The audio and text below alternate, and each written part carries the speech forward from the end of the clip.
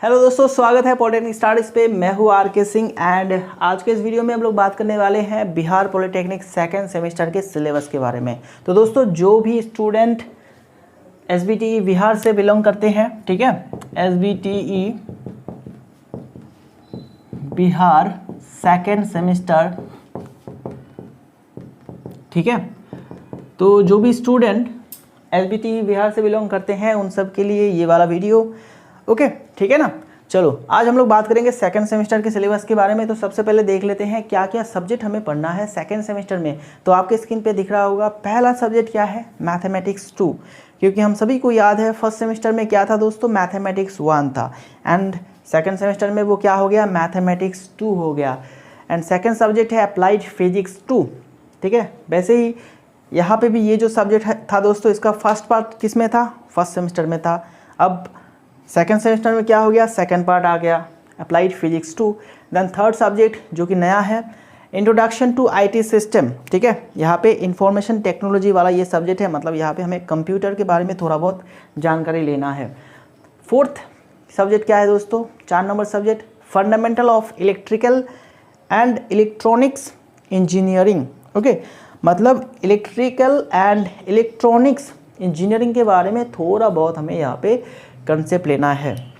जो बच्चे इलेक्ट्रिकल या फिर इलेक्ट्रॉनिक्स डिपार्टमेंट से है तो उनके लिए आगे जाके ये सब्जेक्ट को और भी डीप में पढ़ना है, लेकिन फ़िलहाल सेकंड सेमेस्टर के लिए सभी बच्चों को पढ़ना है, ओके, एंड थोड़ा बहुत कंसेप्ट लेना है सिर्फ।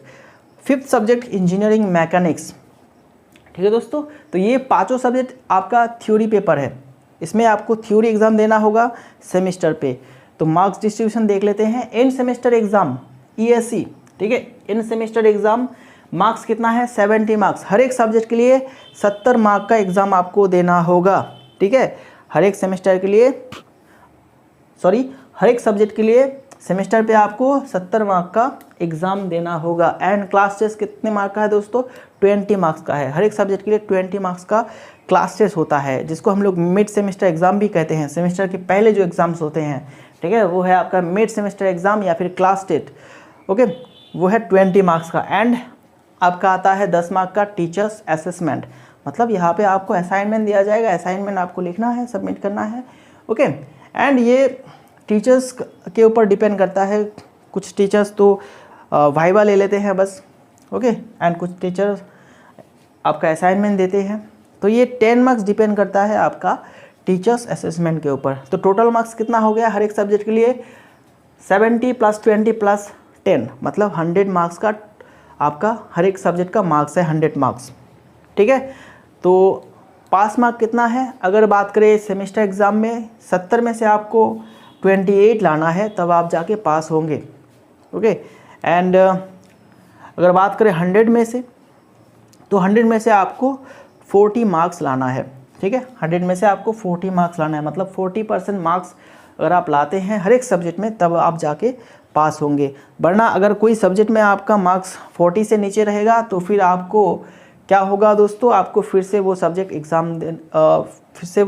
आपका एग्ज़ाम लिया जाएगा, ओके, मतलब उसको हम लोग बैकलॉग सब्जेक्ट कहते हैं, ठीक है, ओके। इसी तरह से अगर 3 सब्जेक्ट में बैकलॉग आता है तो आप बिल्कुल उस सेमेस्टर के लिए क्वालिफाई नहीं होंगे, आगे की सेमेस्टर पे नहीं जा पाएंगे, ठीक है। 2 सब्जेक्ट पे बैकलॉग अलाउ है अभी तक, ओके। 2 सब्जेक्ट पे अगर बैकलॉग आता है, मतलब 2 सब्जेक्ट में अगर आप पास नहीं हो पाते हैं तो उसके लिए आपको वो 2 सब्जेक्ट अलग से एग्ज़ाम देना होगा। अगर 2 से इंक्रीज़ होकर 3 सब्जेक्ट में आप फेल हो जाते हैं, ठीक है, 3 सब्जेक्ट में अगर आपका मार्क्स 40 से कम है तो फिर आपको पूरा सेमेस्टर अलग से देना होगा, मतलब आप पूरे साल के लिए आप बेकार हो गए, ठीक है। चलो, तो अभी देख लेते हैं हम लोग क्या करेंगे। आज हम लोग डिस्कस करेंगे सिर्फ अप्लाइड फिजिक्स 2 का सिलेबस, क्योंकि हम लोग नेक्स्ट डे से, ठीक है, मैं डेट आपको बताऊंगा कब से हम लोग स्टार्ट करेंगे अप्लाइड फिजिक्स 2 का क्लास, ओके। तो ये हमारा आपका स्क्रीन पे दिख रहा होगा अप्लाइड फिजिक्स 2 का पहला यूनिट क्या है दोस्तों, यहाँ पे पहला यूनिट है आपका web motion and its application. ये है पहला यूनिट अप्लाइड फिजिक्स 2 का। तो इस यूनिट में हम लोग क्या क्या पढ़ने वाले हैं, यहाँ पे हम लोग इसको 3 चैप्टर में डिवाइड कर सकते हैं। एक तो आपका वेब, ठीक है, वेब एंड वेब मोशन, दूसरा हो गया सिंपल हार्मोनिक मोशन मतलब SHM, एंड तीसरा हो गया एक्वास्टिक ऑफ बिल्डिंग्स। ओके, तो ये 3 चैप्टर में हम लोग इस पूरे यूनिट को डिवाइड कर सकते हैं। तो वेव मोशन में हम लोग क्या क्या पढ़ेंगे, wave motion, transverse and longitudinal waves with example, definition of wave and wave velocity, frequency and wavelength and their relationship, sound and light waves and their properties, wave equation, amplitude, phase difference, principle of superposition of waves and beat formation। तो ये है पहला chapter में जितने topic हमें पढ़ना है ये सभी टॉपिक हम लोग पढ़ेंगे। ओके, सेकंड चैप्टर में चले जाते हैं, सिंपल हार्मोनिक मोशन। SHM से हम लोग क्या पढ़ने वाले हैं, definition, expression for displacement, velocity, acceleration, time period, frequency etcetera, simple harmonic, progressive wave and energy transfer, study of vibration of cantilever and determination of its time period, free, forced and resonant vibration with example। तो ये है second chapter का topic. Okay, ठीक है ना। तो applied physics 2 में बहुत सारे चैप्टर है दोस्तों, तो इसको हम लोग बिल्कुल एकदम पहले से ही शुरू करेंगे। ओके, ठीक है ना। चलो अब चले आते हैं तीसरे चैप्टर, यूनिट 1 का तीसरा चैप्टर, एक्वास्टिक्स ऑफ बिल्डिंग्स। तो यहाँ पे हम लोग पढ़ने वाले हैं रिवर्बरेशन टाइम, ईचो, नॉइस। ओके, ये ईचो नहीं होता है, इसको हम लोग इको कहते हैं, जनरली इसको हम लोग इको कहते हैं। Okay, noise, coefficient of absorption of sound, ठीक है। देन उसके बाद methods to control reverberation and their applications, ultrasonic waves, introduction to ultrasonic waves and its properties, engineering and medical application of ultrasonic.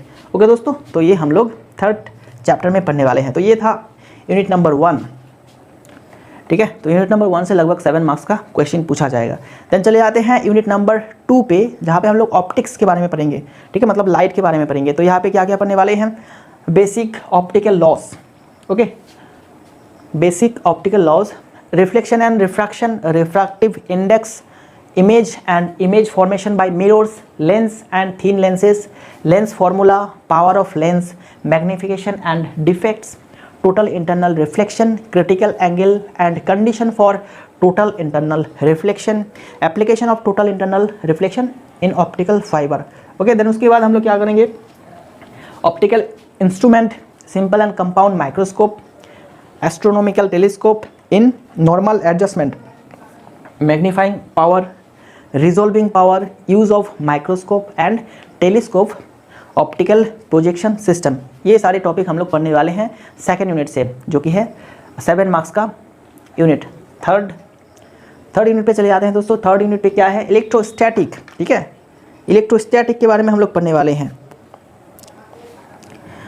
यहाँ पे हम लोग पढ़ेंगे Coulomb's law, unit of charge, electric field, electric lines of force and their properties, electric flux, electric potential and potential difference, Gauss law, application of Gauss law to find electric field intensity of straight charge conductor, Planck charged sheet and charged sphere, capacitor and its working, types of capacitor, capacitance and its unit, capacitance of a parallel plate capacitor, then series and parallel combination of capacitor. Okay, related numerical, मतलब capacitor के series and parallel combination से numerical भी पूछा जाएगा। Then उसके बाद dielectric and its effect on capacitance, dielectric breakdown, ये सभी हम लोग पढ़ने वाले हैं इलेक्ट्रोस्टैटिक चैप्टर से। ओके, मतलब ये थर्ड यूनिट। फोर्थ यूनिट पे चले जाते हैं दोस्तों। फोर्थ यूनिट पे हम लोग पढ़ेंगे करंट इलेक्ट्रिसिटी के बारे में, ठीक है। तो यहाँ पे देखो फोर्थ यूनिट पे क्या पढ़ने वाले हैं, electric current and its unit, direct and alternating current, मतलब डीसी एंड एसी के बारे में। देन उसके बाद resistance and its unit, specific resistance क्या होता है, conduction, specific conduction, then series and parallel combination of resistance, factors affecting resistance of a wire, carbon resistance and colour coding, ठीक है। तो ये सारे हम लोग पढ़ने वाले हैं। देन उसके बाद Ohm's law and its verification, Kirchhoff's law, Wheatstone's bridge and its application, slide wire bridge only, मतलब व्हेटस्टोन्स ब्रिज में से हम लोग सिर्फ साइड वायर ब्रिज को पढ़ेंगे। ओके, देन उसके बाद concept of terminal potential difference and electromotive force, मतलब EMF, heating effect of current, electric power, electric energy and its unit, related numerical problems and advantage of electric energy over other forms of energy, ठीक है।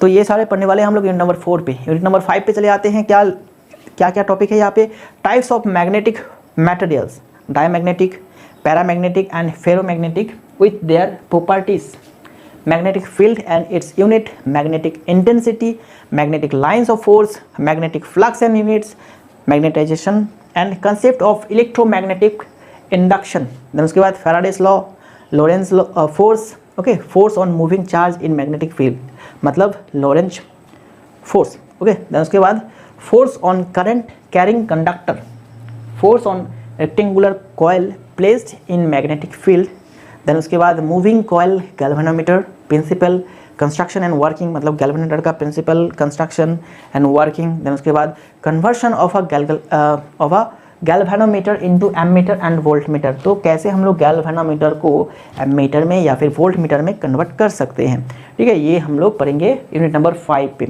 चले जाते हैं अभी unit number 6 semiconductor physics.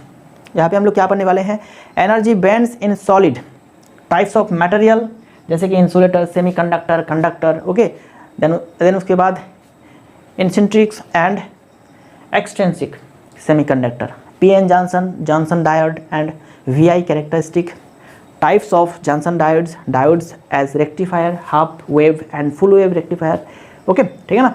Then उसके बाद transistor के बारे में पढ़ने वाले हैं, डिस्क्रिप्शन एंड 3 टर्मिनल्स टाइप्स जैसे कि PNP and NPN, some electronic applications, okay, कहाँ पे हम लोग ट्रांजिस्टर यूज़ करते हैं, जैसे कि सिर्फ हमें यहाँ पे लिस्ट देखना है, मतलब कहाँ पे हम लोग अप्लाई करते हैं, सिर्फ उसका नाम जानना है, ओके। तो उसके बाद photo cells, solar cells, working principle and engineering applications, ठीक है ना। चलो, फिर उसके बाद आखिरी यूनिट नंबर 7 जहाँ पे हम लोग पढ़ने वाले हैं, ये है मॉडर्न फिजिक्स। मॉडर्न फिजिक्स से हम लोग क्या पढ़ेंगे दोस्तों, लेजर्स के बारे में, what is lasers, energy level, ionization and excitation potentials, spontaneous and stimulated emission, then उसके बाद population, inversion, pumping method, optical feedback, types of laser, ruby, helium neon and semiconductor, laser characteristic, engineering and medical applications of laser, then उसके बाद fibre optics के chapter में हम लोग क्या पढ़ेंगे, introduction to optical fibre, lights propagation, acceptance angle and numerical aperture, fibre types, application in telecommunication, medical and sensors, okay. Then उसके बाद चले जाएंगे nano science and nano technology पे, मतलब ये 3rd चैप्टर है मॉडर्न फिजिक्स का। Introduction to nano particle and nano materials, properties of nano scale, nano technology based device and applications, ठीक है दोस्तों। तो ये सारे टॉपिक हम लोग पढ़ने वाले हैं, मतलब आप सोच सकते हैं कि टोटल 7 यूनिट है एंड एक यूनिट में 2 या 3 चैप्टर करके है, तो मतलब 7 यूनिट में अगर हम लोग मान लेते हैं 2 चैप्टर करके हैं, तो फिर लगभग आपका 14 चैप्टर आ जाता है, ओके, मतलब 14 से 15 चैप्टर आपको स्टडी करना है पूरे 2nd सेमेस्टर में अप्लाइड फिजिक्स 2 में, ओके, ठीक है। चलो, तो यहाँ पे देख लेते हैं हम लोग कुछ बुक्स का नाम, जैसे कि NCERT का पार्ट 1 एंड पार्ट 2, 11 एंड 12 का, मतलब 11 एंड 12 में आपका पार्ट 1 पार्ट 2 आता है, तो वहाँ से भी आप पढ़ सकते हैं। देन उसके बाद टाटा मैकग्रो-हिल का जो आता है TTI पब्लिकेशन से volume 1 volume 2, okay. Then AC Verma का concept of physics volume 1 volume 2, ठीक है ना। Engineering physics by PV Nayak, okay, ये बुक भी आप खरीद सकते हैं, ठीक है। एंड यहाँ से जो जो बाकी बुक्स है दोस्तों, ये सिर्फ क्या है कि सारे टॉपिक्स आपको एक बुक में नहीं मिलेगा, ठीक है, सारे टॉपिक्स जो है दोस्तों वो आपको एक बुक में नहीं मिलेगा। जैसे कि मॉडर्न फिजिक्स में कुछ टॉपिक यहाँ पे इंक्लूड किया गया है, तो उसके लिए आपको फिर से अलग से बुक खरीदना पड़ेगा, ठीक है, मॉडर्न फिजिक्स के लिए अलग सा बुक खरीदना पड़ेगा। तो दोस्तों इस बार मैं कोशिश करूँगा कि आपको सारी क्लासेस मैं टाइम पे कराऊँ, ठीक है, क्योंकि 1st सेमेस्टर में बहुत सारे बहुत सारे रीज़न की वजह से मैं क्लासेस ठीक तरह से दे नहीं पाया था, तो आई थिंक इस बार कंटिन्यूसली रहेगा एंड बहुत जल्द हम लोग सारी क्लासेस को फिनिश कर देंगे। तो दोस्तों क्लास स्टार्ट होगा, अप्लाइड फिजिक्स का जो क्लास है दोस्तों वो स्टार्ट होगा, अप्लाइड फिजिक्स 2 का जो क्लास है दोस्तों वो स्टार्ट होगा 20 जुलाई से, ठीक है, इस तारीख से स्टार्ट होगा। इस तारीख में पहला क्लास आएगा जहाँ पे हम लोग वेब के बारे में सीखेंगे, ठीक है, मतलब पहले टॉपिक से स्टार्ट करेंगे, पहला चैप्टर से स्टार्ट करेंगे, ये हमारा इस तारीख पे पहला क्लास रहेगा, ठीक है ना।